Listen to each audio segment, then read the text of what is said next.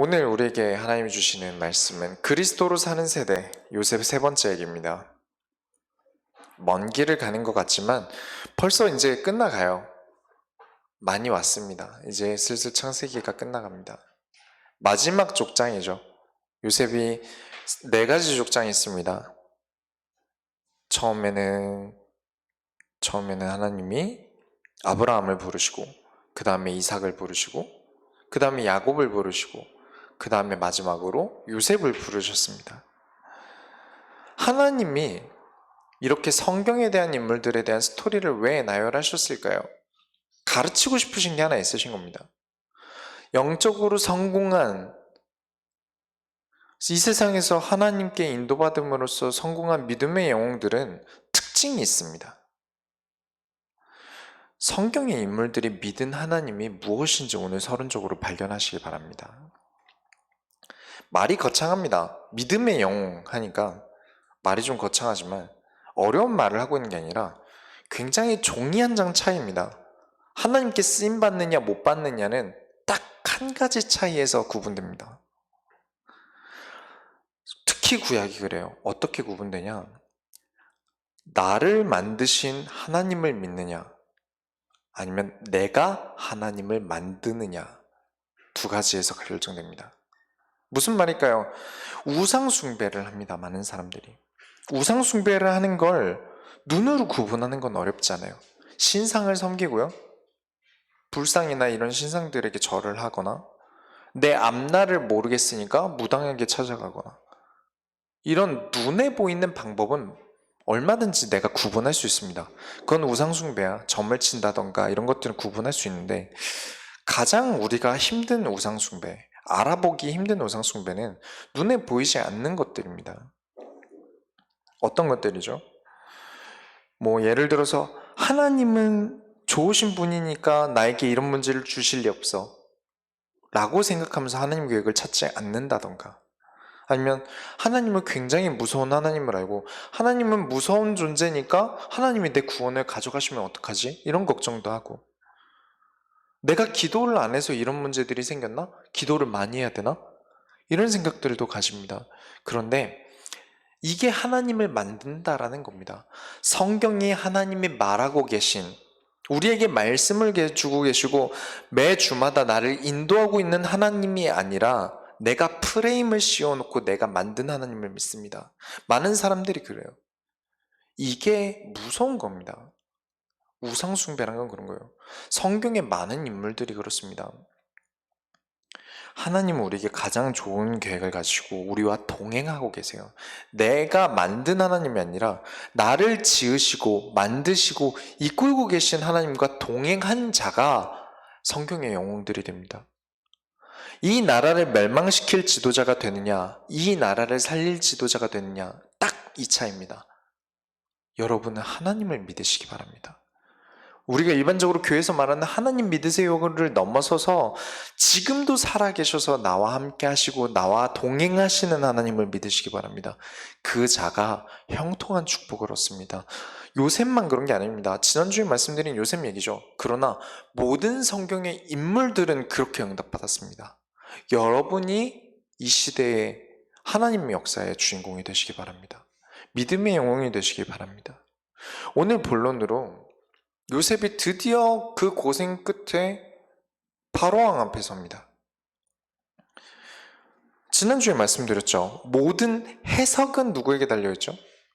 하나님께 달려있다고 고백합니다. 제가 꿈 해석을 잘합니다, 아니면 하나님께 꿈 해석을 배웠습니다 라고 요셉은 말하지 않아요. 그리고 꿈 해석은 하나님께 달려있습니다 라고도 얘기하지 않습니다. 모든 해석은 하나님께 있습니다. 우리가 한치의 앞도 알 수가 없어요. 여러분, 내일 무슨 일이 생길지 아십니까? 그렇다면 토요일에 로또 번호 좀 알려주십시오. 여러분, 우리는 모릅니다. 바로 앞에 있는 일도 몰라요. 내다볼 수 있으면 얼마나 편할까요? 문제가 오고 사건이 오는 걸 내다볼 수 없기 때문에 여러분, 우리는 어떻게 살아갑니까? 문제를 맞서고 살아야 합니다. 문제는 피할 길이 없어요. 피할 수 있었다면 이미 문제가 아니었을 거예요. 그런데 하나님이 우리에게 시간을, 앞날을 눈에 보여주지 않으세요. 그리고 이 사건들과 문제들과 부딪히게 하십니다. 오늘 무슨 꿈이 있었는지는 크게 중요한 내용을 담고 있진 않습니다. 이 내용을 크게 다루진 않겠지만 요약을 하자면 이제 애굽 땅에는 7년 동안 풍년이 일어날 것이고 그리고 그 이후에 7년 동안은 굉장히 흉년이 될 것을 이제 바로 왕이 꿈을 꾼 내용입니다. 이런 얘기를 듣고 그래 돼지 꿈을 꾸면 복권을 사는 게 맞는 거야 라고 생각하시는 분 계십니까? 아니면 그래 역시 태몽이 중요하지 꿈은 미래를 얘기해 주는 거야 라고 혹시 생각하시는 분 계십니까? 아닙니다. 왜 이 말씀을 드리냐면 인생의 절대 주권자가 누구십니까? 미래를 보시고 앞날을 보고 계신 분이 누구십니까? 인간이 아닙니다. 하나님이시죠.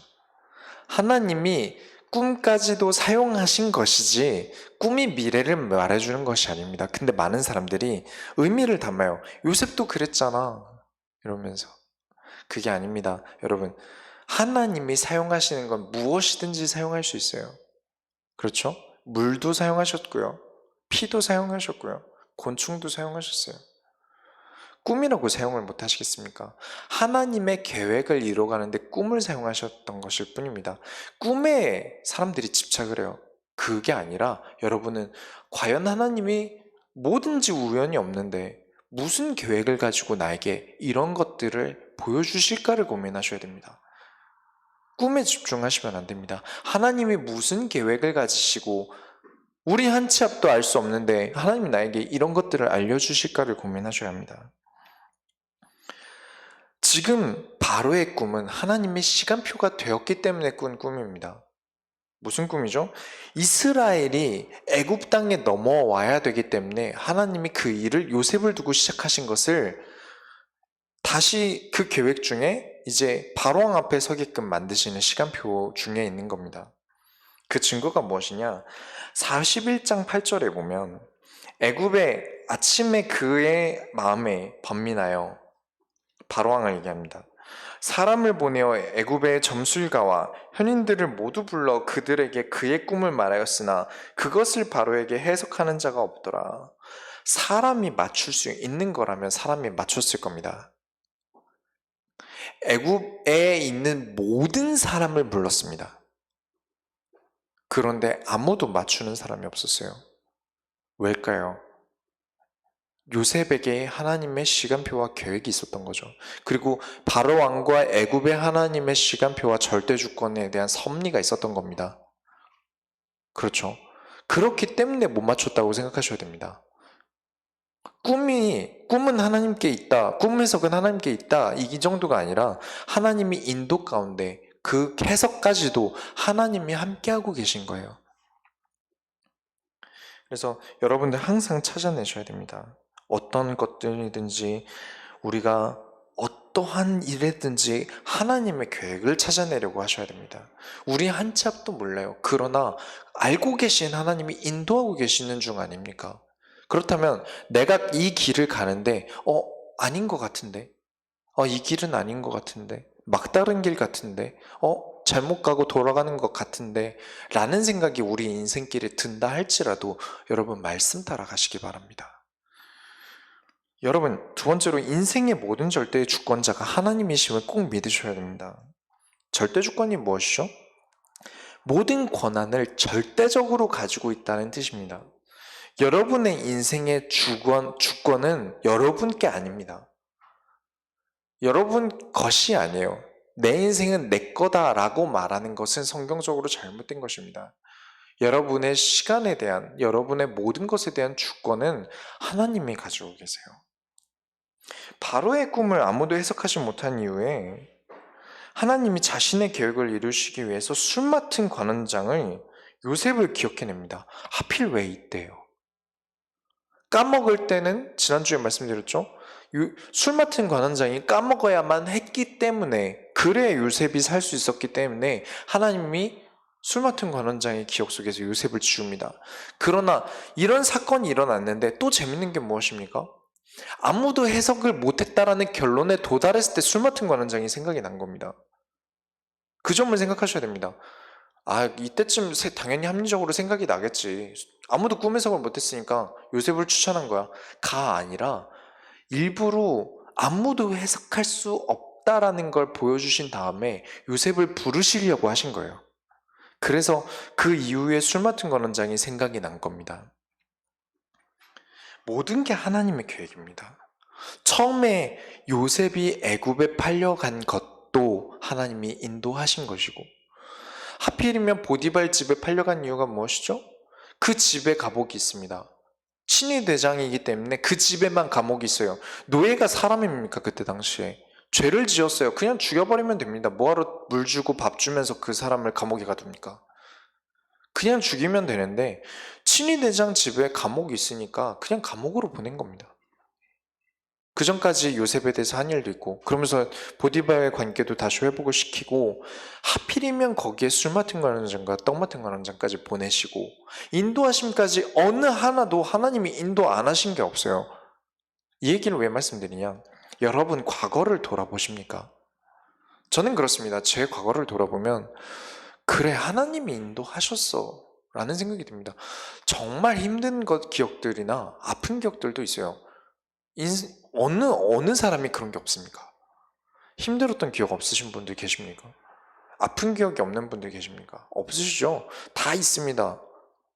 그런데 불신자와 하나님의 자녀의 차이가 무엇입니까? 하나님의 자녀는 압니다. 하나님이 인도하셨다는 코드들을 발견합니다. 이때 이래서 하나님이.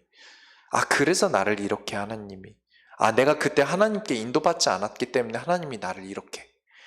이런 것들이 발견이 됩니다. 그렇기 때문에 요셉은 고백할 수 있는 것입니다. 무엇을 고백합니까? 요셉이 믿는 하나님을 보시기 바랍니다. 15절부터 16절에 바로가 요셉에게 이르되 내가 한 꿈을 꾸었으나 그것을 해석하는 자가 없더니 들은즉 너는 꿈을 들으면 능히 푼다 하더라. 요셉이 바로에게 대답하여 이르되 내가 아니라 하나님께서 바로에게 편안한 대답을 하시리이다. 이 말을 요셉이 신앙이 좋아서 본인이라고 해도 되는데 하나님을 내세우는 신앙이었다라고 생각을 하시고 말씀하시는 분들이 계십니다. 하지만 제가 볼 때는 아닙니다.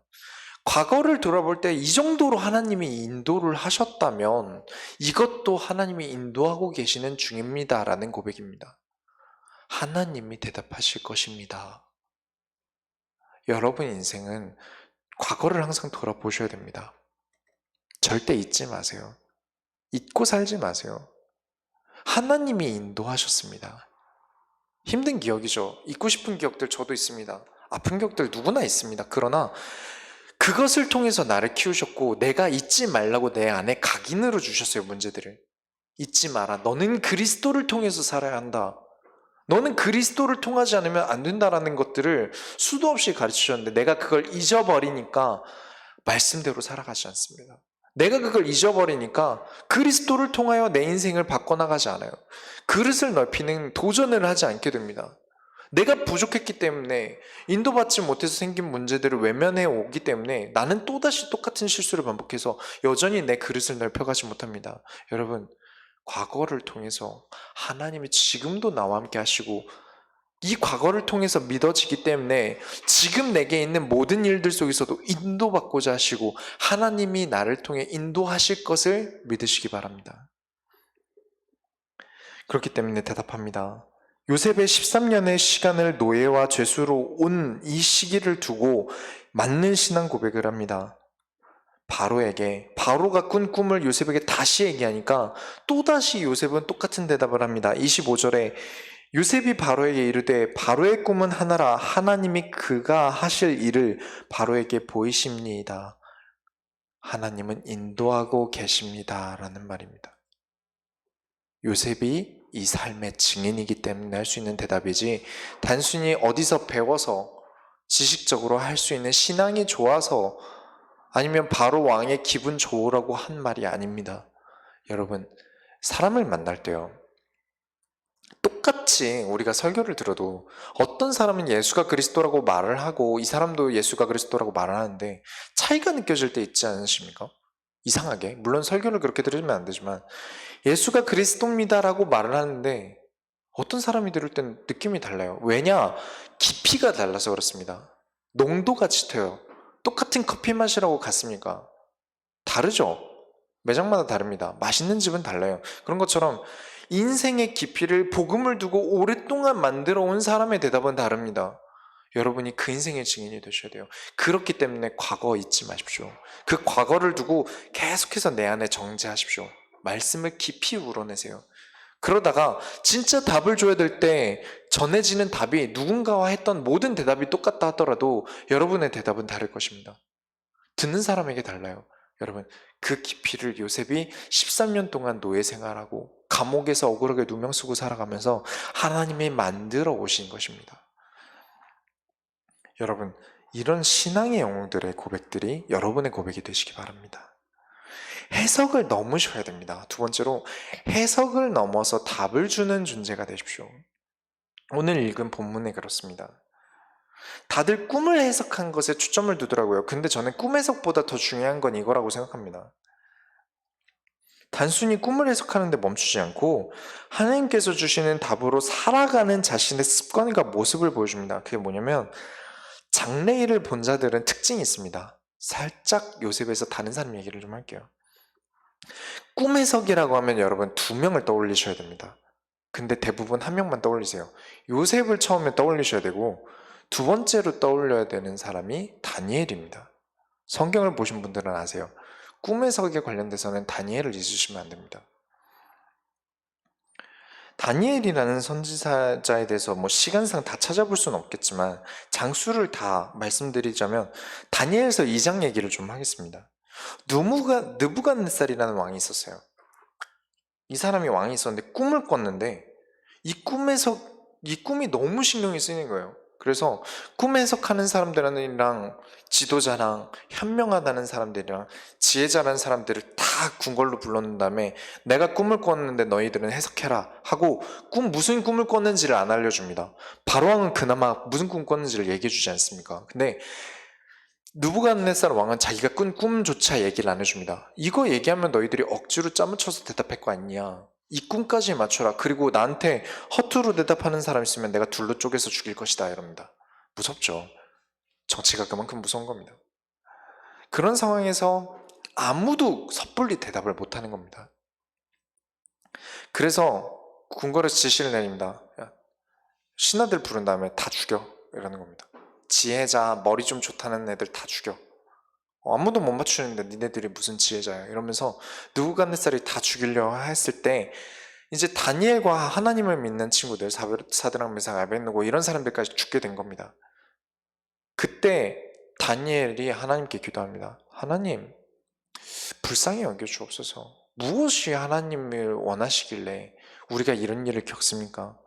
하나님을 사랑하는 자들을 생각해서라도 하나님 나에게 불쌍히 여기소서 했는데, 하나님의 환상 중에 다니엘에게 느부갓네살 왕이 무슨 꿈을 꿨는지를 다 알려줍니다. 그 자리에서 바로 가서 다니엘이 느부갓네살 왕에게 찾아가는 게 아닙니다. 하나님께 감사를 먼저 드립니다. 감사한 기도 내용들이 있어요. 나를 인도하셨고 날마다 함께 하셨고 여전히 하나님은 찬송받아 마땅하시고 여전히 하나님은 거룩하십니다. 내가 포로돼서 이 땅에 와 있지만 나는 여전히 하나님을 섬깁니다.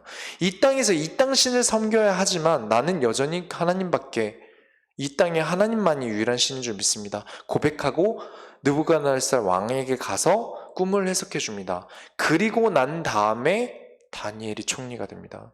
그 둘은 똑같은 방법으로 총리가 됐어요. 심지어 다니엘은 왕이 3번 바뀌는 동안 총리를 연임합니다. 여러분, 왜 이 말씀을 드리냐면 41장, 다시 본문의 41장 32절에 보면 바로께서 꿈을 2번 겹쳐 꾸신 것은 하나님이 이 일을 정하셨습니다. 하나님이 속히 행하시리니. 하나님이 전제를 깔고 갑니다. 하나님이 하고 계십니다. 그러면서 무엇을 어떻게 답을 줘야 되는지를 어떻게 얘기합니까? 요셉이 그만큼 그릇과 실력이 있다는 겁니다. 해석을 넘어서 답을 줄 만한 실력을 이미 13년 동안 갖춰놓았다는 겁니다.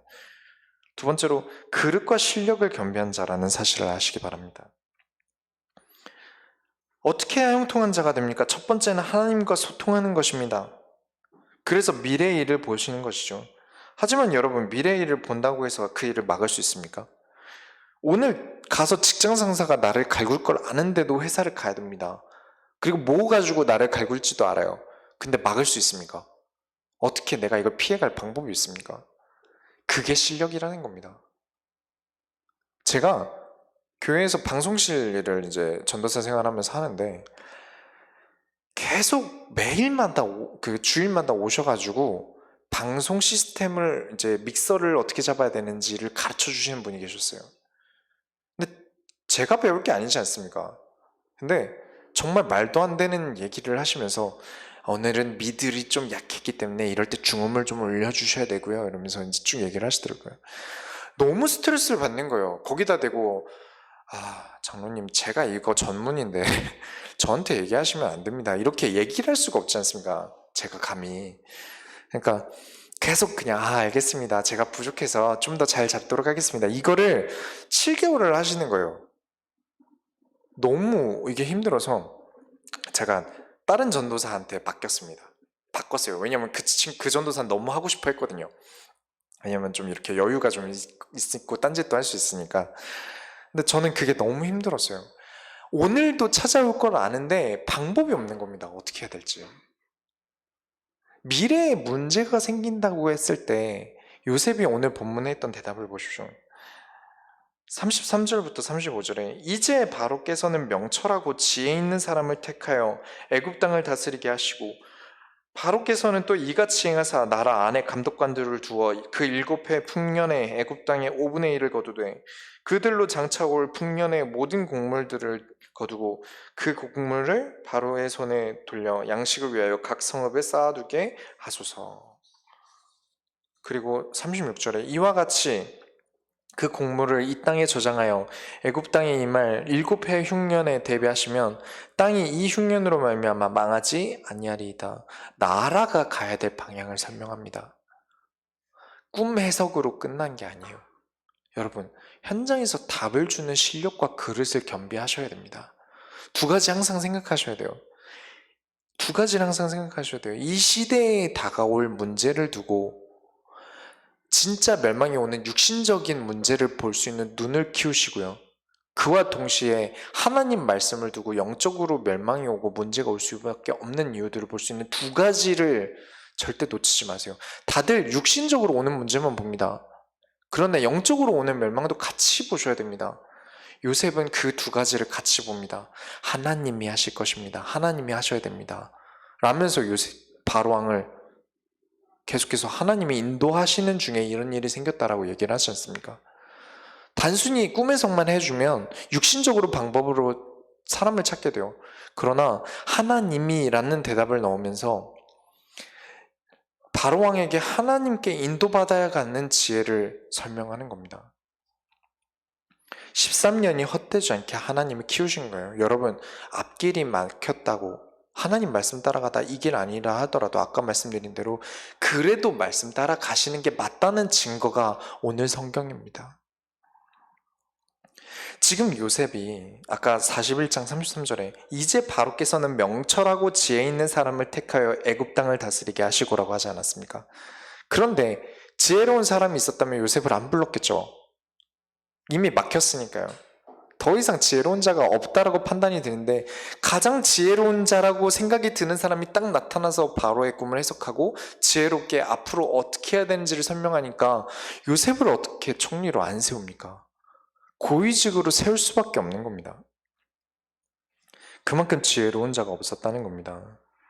41장 8절에 애굽의 모든 점술가와 현인들을 모았다고 하지 않았습니까? 모든 사람을 모아도 요셉보다 뛰어난 사람이 없었다는 겁니다. 그래서 바로가 너처럼 여호와의 영에 감동된 자가 없다. 그리고 요셉이 이르되 하나님이 이 모든 것을 내게 보이셨으니 너와 같이 명철하고 지혜 있는 자가 없도다. 그렇기 때문에 바로왕이 요셉에게 내가 너를 애굽 온 땅의 총리가 되게 하노라 하게 만든 겁니다. 엄밀하게 고백합시다. 이렇게까지 만들어 오신 분이 누굽니까? 하나님이죠. 그렇기 때문에 우리가 고백하는 겁니다. 하나님이 하셨습니다. 내가 한 거 맞습니다. 맞는데, 왜냐면 내가 실력으로 했고 내가 고생했고 내가 능력대로 했습니다. 그러나 이 모든 고생과 능력까지, 실력을 키우기까지 인도하신 분은 누굽니까? 한 가지 일만 두고 얘기를 해요. 우리가 이건 내가 한 거야만 생각합니다. 그러면 안 됩니다. 이 일을 하기까지 하나님이 인도해 온 걸 잊었기 때문에 내가 한 거라고 대답하는 겁니다. 그래서 제가 이번 주 금요예배인가요? 말씀을 드렸습니다. 설교를 들을 때 반드시 걸러야 되는 사람들이 있습니다. 내가 이렇게 했는데 전도가 됐습니다라고 많은 사람은 걸르라 그랬습니다. 왜냐? 하나님이 하셨습니다. 이것까지 인도하신 것은 하나님이 하셨습니다. 모든 성경의 영웅들과 하나님의 말씀을 걸어놓는 모든 사람은 하나님이 하셨습니다라고 대답합니다. 내가라고 대답하는 사람은 이미 거기서 모든 과정이 걸러진 겁니다. 여러분, 이 부분들을 인도 받으시면서 하나님이 바로 왕 앞에 세우기까지, 요셉을 총리로 세우기까지 인도하셨습니다. 여러분, 날마다 그리스도를 통하여 인도받는 삶에 도전하시기 바랍니다. 세 번째로, 요셉이 결혼을 합니다. 왜 갑자기 딱 총리로 임명시킨 그날 결혼시켰을까요? 생각해 보신 적 있으십니까? 왜 그렇게 빨리 보냈냐면 시민권 때문에 그렇습니다. 히브리 사람이에요. 여러분, 갑자기 우리나라의 총리를 갑자기 러시아 사람이 뽑혔다고 생각해 보십시오. 난리가 날 겁니다. 낙하산 인사다. 낙하산을 넘어서 이건 로켓 인사다. 푸틴이 시키드나 이렇게 될 겁니다. 갑자기 너무 뜬금없어지는 거 아닙니까? 그래서 시민권 취득을 위해서 빨리 장가를 보내고 이름을 바꿔버리는 겁니다. 사브납 바네아라는 이름으로 바꿔요. 생명의 구원자라는 뜻입니다. 단순히 이름을 바꿔서 뜻을 바꾸는 게 아니라 지금 히브리 민족 이름이기 때문에, 요셉이라는 이름이 히브리 민족 사람의 이름이기 때문에 지금 당장 애굽을 총괄해서 다스려야 되기 때문에 결혼을 시키면서 빨리 이름을 바꿔서 이 나라 사람인 것처럼 만듭니다. 우리 지난주에 부정평양 말씀드렸죠. 사람은 부정적인 것에 더 관심을 갖습니다. 만약에 요셉이라는 이름으로 히브리 사람이 됐다면 사람들이 관심을 갖고 보게 될 텐데, 그러면 이제 소문이 될 겁니다. 왕이 미쳐가지고 노예 출신을 총리로 세우냐? 말이 돌겠죠. 아니, 심지어 알아보니까 강간미수래. 이건 왕이 정신이 나간 거야. 이 왕 가지고는 살 수가 없어. 난리가 날 겁니다. 그래서 왕은 확실히 정치인이죠. 지혜롭게 빨리 끝낸 겁니다. 그런데 여기에 대해서 조금 생각을 해봐야 되는 게, 이 애굽에 있는 제사장의 딸에게 결혼을 시킵니다. 하나님 섬기는 제사장이 아니라 그 애굽에, 특히 태양신을 섬기는 제사장의 딸과 혼인시켜요. 여기서 좀 문제가 생깁니다. 물론 이제 이스라엘 구두로 내려오는, 입으로 내려오는 전승에는 이렇게 되어 있습니다. 아스낫이라 그래요. 이 제사장의 딸 이름이 아스낫인데, 처음에 이방인이랑 결혼한다 그래서 아스낫이 굉장히 싫었답니다. 근데 요셉을 딱 만나니까 얼굴도 너무 잘생겼고 말도 너무 잘하고 지혜롭고 이러니까, 나 이 남자랑 결혼할래요 했는데, 요셉이 저는 애굽 사람이랑 결혼 안 하고 제사장 딸이랑 결혼 안 합니다 이랬대요. 그래가지고 맨날 피해 다니니까 이 아스낫이라는 사람이 히브리 민족 이름으로 바꾼 다음에 찾아와서 저는 이제 애굽 사람 안 할 겁니다 이래가지고 결혼했다는 설이 있습니다. 구두로 내려오는 전승인데, 저는 일단 성경이 없기 때문에 이걸 믿지 않습니다. 하지만 한 가지 성경을 통해 유추할 수 있는 게 뭐냐면, 아들의 이름을 요셉이 짓습니다. 두 번째로 아들의 이름을 요셉이 짓는데, 이 전에 아들들 이름 누가 지었습니까? 엄마들이 지었습니다. 근데 왜 아빠가 지었을까요? 생각해보면 언약을 전달할 정도의 수준이 안 됐기 때문에요. 같은 장에 나와요. 결혼하고 아이도 빨리 가졌어요. 영적으로 소통이 되기 힘드니까 언약을 어머니 대신 요셉이 전달하게 되는 겁니다. 그래서 첫 번째로 지은 요셉의 장남 이름이 51절이죠. 요셉이 그의 장남의 이름을 므낫세라 했으니 하나님이 내게 내 모든 고난과 내 아버지 온 집 일을 잊어버리게 하셨다 하며, 하나님이 요셉으로 하여금 하나님이 함께 하셔서 지금까지 오게 하셔서 내가 그 고난을 잊었다라는 뜻입니다. 현재를 두고 하나님께 자신의 신앙을 드린 거죠. 그런데 두 번째에서 조금 실수를 합니다. 차남의 이름을 52절에 차남의 이름을 에브라임이라 하였으니 하나님이 나를 내가 수고한 땅에서 번성하게 하셨다 함이더라. 이게 왜 조금 실수냐면, 큰 실수는 아니에요. 근데 왜 조금 실수냐면, 하나님은 요셉에 대한 자신의 계획을 마무리하신 게 아니지 않습니까? 넌 총리되고 끝이 아니지 않습니까? 그런데 이 땅에서 번성하게 하셨다 하고 끝맺음을 짓습니다. 이게 왜 실수냐면, 하나님이 정말 원하는 땅이 어딥니까? 애굽 땅이 아닙니다. 애굽 땅에서 번성하게 하시고 다시 가나안 땅에 돌려보낼 계획이 있으셨어요. 그런데 마치 요셉은 다시는 가족들을 만나지 못할 것처럼 이름을 지은 겁니다. 다시는, 왜냐면 아직까지도 요셉은 자기가 꾼 꿈을 해석을 못한 거예요. 형제들이 와서 자기를 만날 것까지의 꿈인데 11몇 단이 와서 절을 하는 꿈들이, 아버지를 만나고 어머니를 만날 꿈들을 꾼 건데 아직도 그 꿈을 해석을 못했기 때문에, 그래 여기서 내가 그냥 번성하고 난 여기서 하나님과 함께 지내고 여기서 끝나는 거야 라는 정리인 거죠.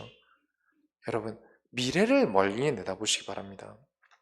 그렇지 못했기 때문에 세 번째로 자신의 민족에게만 여우를 남기는 요셉이 실수를 합니다. 요셉의 언행들과 믿음 보면 한 가지가 빠져 있어요. 유일하신 하나님이라는 고백이 빠져 있습니다. 물론 그때는 족장시대고 신이 워낙 많고 나라가 있던 때가 아니기 때문에 그렇긴 합니다만, 이게 왜 애굽에서는 위험하냐면, 지금 요셉은 장인어른, 그러니까 제사장, 그 제사장이 섬기는 신은 그냥 장인어른의 신, 애굽이 섬기는 신은 그냥 애굽 사람의 신, 그리고 내가 믿는 신은 내가 믿는 신, 이런 개념을 가지고 있는 겁니다. 그냥 나눠놨어요. 그래서 애굽 사람의 제사장의 딸과 결혼을 하는 게, 이게 왜 치명적이냐면 합리화해버린 겁니다. 그래, 너희들은 너희들대로 믿고 하나님은 나의 민족에 대해서, 하나님이 나를 인도하시는 하나님이야, 이렇게 끝나버린 거예요. 그렇기 때문에 요셉 이후에, 한참 이후에 출애굽기 1장에 보면 요셉을 모르는 왕이 나타나서라고 합니다. 이게 무슨 뜻이냐면 쿠데타가 일어나요. 지금 있는 바로의 왕조 이후에 쿠데타가 일어나서 다른 바로 왕이, 그 가문이 아니라 다른 사람의 왕이 됩니다. 그러면서 요셉이 왕에게 전달했던 언약 같은 게 없지 않습니까? 요셉이 총리로서 그 정도의 권리를 가졌다면 우상들을 꺾어나가는 작업을 해야 되는데 안 합니다. 그냥 히브리 민족의 하나님이 돼버려요. 그러다 보니까 우상 숭배는 계속 시키게 되고, 그냥 하나님이 애굽에서 이스라엘 백성을 번성시키고 다시 가나안 땅 보내도 되는데, 노예가 된 이유가 무엇입니까? 이스라엘 백성도 하나님을 잊어버리고 애굽도 하나님을 잊어버렸습니다. 왜냐? 그 나라의 신은 하나님이 아니었으니까요. 실제로 더 멀리 미래까지 내다보고 그리스도를 설명하고, 너희는 그리스도로 살아가야 된다, 하나님께 인도받고 하나님께 의지해서 살아가는 것이 인간이다 라고 가야 되는데, 요셉의 하나님은 그냥 민족의 하나님으로 끝납니다. 그게 그래서 애굽에선 치명적이죠. 그래서 요셉이 했어야 되는 일을 모세가 한 겁니다. 그게 12재앙이에요. 12재앙이 뭐죠? 애굽에 있던 신들입니다.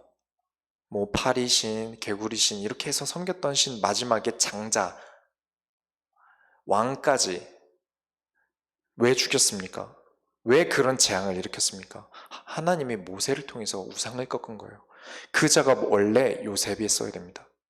그런데 요셉은 딱 자기 아들들까지, 우리 민족까지, 그래 우리 아버지 만날 일은 없을 거야, 내가 여기서만 잘 번성하고 잘 살자, 여기서 끝난 게, 그래서 결혼에 대해서 문제가 있었다라고 얘기를 하는 겁니다. 결론을 내겠습니다. 여러분, 죽음을 넘어서 더 멀리 볼 수 있는 그릇이 되십시오. 우리 그릇은 작아요. 나만 챙기고요, 나 힘든 걸로 끝나고요, 혹은 그나마 책임감이 생기고 결혼해서 내 가족까지 책임지는 정도로 끝납니다. 그저 내 가족이 먹고 사는 정도의 수준으로 끝내요. 그러나 우리는 그리스도로 사는 세대를 남길 때까지 도전해야 됩니다. 더 멀리 도전하셔야 돼요. 하나님의 소원이 거기까지 닿아 있습니다. 요셉이 놓친 부분을 여러분은 걷어가셔야 됩니다. 이 시대에 우리가 복음을 회복했다 그래서 여기서 끝낼 것입니까? 아닙니다. 더 멀리 보십시오. 요셉은 분명 이 시대의 문제와 재앙을 하나님과 동행함으로 보았습니다. 그렇기 때문에 한 치 앞도 볼 수 없는 인생을 하나님을 통해 내다보고 아무도 답할 수 없는 문제들의 답을 내었습니다. 그냥 답을 내는 것으로 끝내지 않고 앞으로 가야 할 방향에 대해서 제시할 정도로 실력까지도 키웠어요. 여기서 머물지 마십시오. 물론 여기까지도 힘듭니다. 맞습니다. 힘든데 그러나 하나님은 우리를 인도하시기 위한, 하나님은 우리를 인도하는 목표의 끝은 우리의 죽음 이후까지입니다. 여러분의 죽음 이후까지도 하나님은 이미 생각하시고 여러분을 부르시고 지금까지 인도하고 계신 줄 믿습니다. 하나님의 소원에 도전하세요. 그만한 그릇도 키우시고 그만큼 말씀으로 도전하시고요. 많은 사람들이 고생하셨습니다. 평화의 댐 만든다고 기부하면서 사기도 당하고요. 우리 윗세대들은 고생도 하시고 또 IMF 때문에 많은 분들이 힘들어 하셨습니다. 그런 힘든 고생들을 두고 고생 안 하면서 고생하다가 좀 괜찮아지면 어떻게 됩니까? 안주하게 됩니다. 내 삶에 지금 머물려고 해요. 문제가 끝났으니까요. 그러나 하나님의 자녀는 목표가 있습니다. 문제 때문에 살아가실 것입니까? 아니면 응답을 보고 쫓아가실 것입니까? 여러분, 응답을 두고 쫓아가세요. 그게 문제를 막습니다. 이스라엘 백성의 노예됨을 막았을 것입니다. 그렇죠. 여러분, 우리가 멈추지 마십시오. 그리스도 말하는 세대, 우리는 원하지 않습니다. 그리스도 말하는 것으로 끝나는 거 전 필요하지 않습니다. 여러분, 우리 교회는 그리스도로 살아가는 세대 도전하시기 바랍니다. 먼 미래까지. 그래서 우리가 하나님의 손을 이뤄드립시다. 기도하겠습니다. 하나님 감사합니다. 우리가 요셉을 두고 말씀을 두는 때 우리가 그리스도를 통하여 살아가야 될 이유들을 다시 한번 발견합니다. 하나님 함께 하시고 하나님이 나를 향한 소원이 우리의 죽음 이후까지라면 내가 그때까지 쓰임받을 수 있을 정도로 먼 미래에 더 나아가서 내 후대들까지 그리스도를 통하여 살아갈 수 있게끔 하나님 나로 하여금 그리스도로 살아가는 이 도전이 멈춰지지 않도록 우리 모든 소원교회 성도들과 함께하여 주옵소서. 예수 그리스도의 이름으로 기도드렸습니다. 아멘.